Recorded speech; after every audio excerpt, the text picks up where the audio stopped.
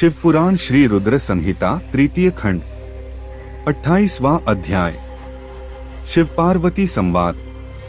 ब्रह्मा जी कहते हैं, नारद, परमेश्वर भगवान शिव की बातें सुनकर और उनके साक्षात स्वरूप का दर्शन पाकर देवी पार्वती को बहुत हर्ष हुआ। उनका मुख मंडल प्रसन्नता के कारण कमल दल के समान खिल उठा। उस समय वे बहुत सुख का अनुभव करने लगी।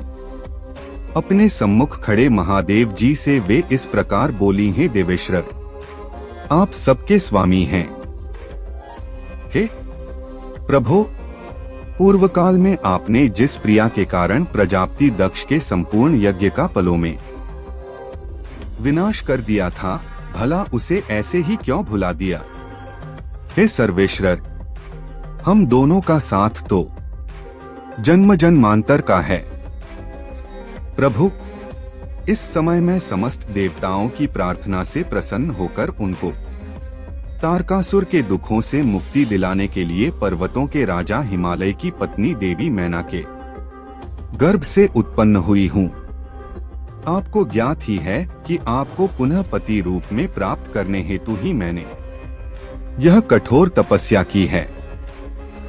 इसलिए देवेश, आप मुझसे विवाह कर मुझे मेरी इच्छानुसार अपनी पत्नी बना लें। भगवान, आप तो अनेक लीलाएं रचते हैं। अब आप मेरे पिता शैलराज हिमालय और मेरी माता मैना के समक्ष चलकर उनसे मेरा हाथ मांग लीजिए। भगवान, जब आप इन सब बातों से मेरे पिता को अवगत कराएंगे, तब वे निश्चय ही मेरा हाथ प्रसन्नता पूर्वक आपको सौंप देंगे। पूर्व जन्म में जब मैं प्रजापति दक्ष की पुत्री सती थी, उस समय मेरा और आपका विवाह हुआ था। तब मेरे पिता दक्ष ने ग्रहों की पूजा नहीं की थी। उस विवाह में ग्रह पूजन से संबंधित बहुत बड़ी त्रुटि रह गई थी। मैं यह चाहती हूँ कि इस बार शास्त्रोक्त विधि से हमारा विवाह संपन्न हो। हमें विवाह से संबंधित सभी रीति रिवाजों और रस्मों का भली भांति पालन करना चाहिए, ताकि इस बार हमारा विवाह सफल हो सके। देवेश्वर, आप मेरे पिता हिमालय को इस संबंध में बताएं, ताकि उन्हें अपनी पुत्री की तपस्या के विषय में ज्ञात हो सके।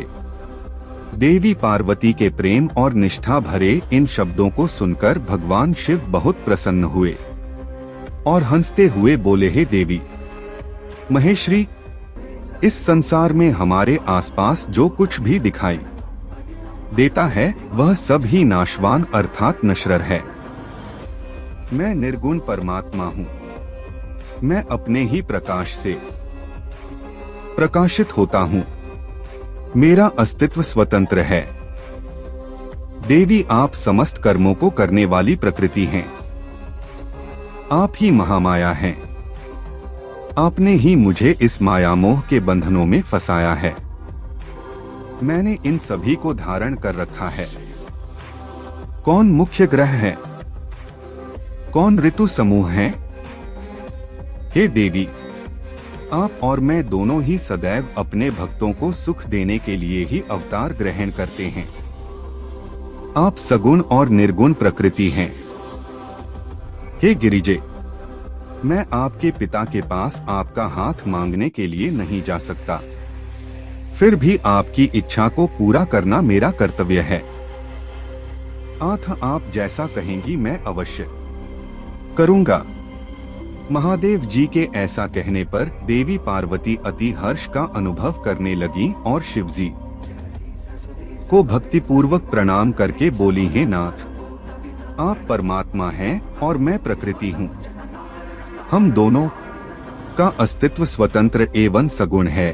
फिर भी अपने भक्तों की इच्छा पूरा करना हमारा कर्तव्य है। भगवान, मेरे पिता हिमालय से मेरा हाथ मांगकर उन्हें दाता होने का सौभाग्य प्रदान करें। हे प्रभु, आप तो जगत में भक्त वत्सल नाम से विख्यात हैं। मैं भी तो आपकी परम भक्त हूँ। क्या मेरी इच्छा को पूरा करना आपके लिए महत्वपूर्ण नहीं है? नाथ, हम दोनों जन्म जन्म से एक दूसरे के ही हैं। हमारा अस्तित्व एक साथ है। तभी तो आपका अर्धनारीश्वर रूप सभी मनुष्यों, ऋषिमुनियों एवं देवताओं द्वारा पूज्य है। मैं आपकी पत्नी हूँ। मैं जानती हूँ कि आप निर्गुण, निराकार और परमब्रह्म परमेश्वर हैं। आप सदा अपने भक्तों का हित करने वाले हैं। आप अनेकों प्रकार की लीलाएं रचते हैं। भगवान, आप सर्वज्ञ हैं। मुझ दीन पर भी अपनी कृपा दृष्टि करिए और अनोखी लीला रचकर इस कार्य की सिद्धि कीजिए।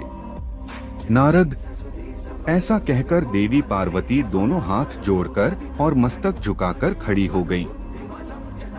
अपनी प्राणवल्लभा पार्वती की इच्छा का सम्मान करते हुए महादेव जी ने हिमालय से उनका हाथ मांगने हेतु अपनी स्वीकृति प्रदान कर दी। तत्पश्चात त्रिलोकीनाथ महादेव जी उस स्थान से अंतर्धान होकर अपने निवास कैलाश पर्वत पर चले गए। कैलाश पर्वत पर पहुंचकर शिवजी ने प्रसन्नता पूर्वक सारा वृत्तांत नंदीश्वर सहित अपने सभी गणों को सुनाया। यह जानकर सभी गण बहुत खुश हुए और नाचने गाने लगे। उस समय वहां महान उत्सव होने लगा। उस समय सभी खुश थे और आनंद का वातावरण था।